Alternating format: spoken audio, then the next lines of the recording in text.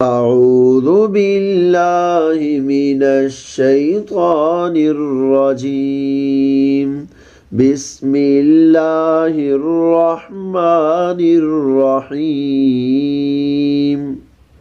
میرے عزیز طلباء طالبات، آج آپ پڑھیں گے تختی نمبر 16۔ آج کا سبق ذرا تھوڑا سا منفرد ہے، وہ اس طرح سے کہ آج کے سبق میں حروف مدہ کے بعد تشدید ہے۔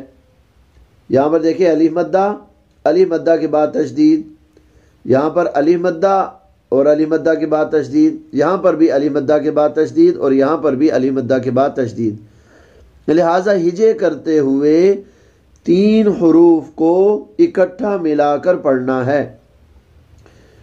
ضاد، الف، لام، یہ دیکھیں ہجے کرتے ہوئے ان 3 حروفوں کو اکٹھا ملا کر پڑھیں گے، اور ترتیب اس طرح سے ہوگی: پہلے ضاد، پھر الف، پھر لام، اس کے بعد پھر مد پڑھیں گے، اس کے بعد پھر زبر پڑھیں گے۔ ضاد، الف، لام، مد، زبر، ضال، لام، 2 زبر، لن، ضالن، وقفا، ضالا۔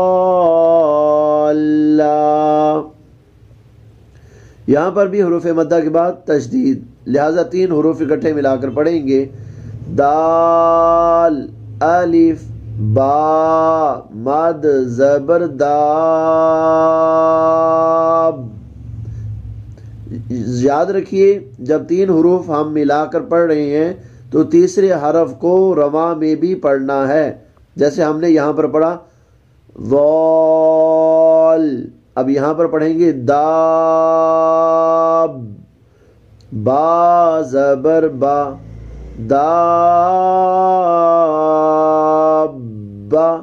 تشدید کی ادائیگی سختی کے ساتھ کرنی ہے۔ تا، 2 زیر، 3، دابا، 3، وقفا، دابا۔ گولتا ہے، وقف کی صورت میں اس کو ہا پڑھیں گے: ہا، الف، جیم، مد، زبر، حاد، جیم، زبر، جا، حاجا، کاف، زبر، کا، حاجا، کا، وقفا، حاجک۔ یہاں پر بھی 3 حروف اکٹھے ملا کر پڑھیں گے، اور ہا کو بڑی توجہ سے پڑھنا ہے، کہیں ایسا نہ ہو کہ ہا کی ادائیگی میں سانس کی آواز نہ آئے۔ ہا، الف، جیم، مد، زبر، حاج، جیم، واو، پیش، جو، حاجو، کاف، زبر، کا، حاجو،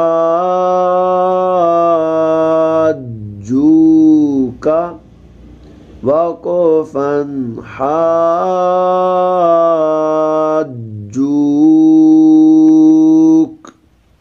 چلیے اب رواں پڑھتے ہیں: ضالن،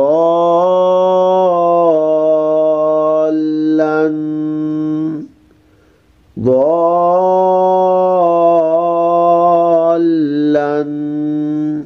تشدید کی ادائیگی کا خاص طور پر یہاں پر خیال رکھنا ہے، کہیں تشدید کی ادائیگی کمزور نہ ہو۔ دابتین،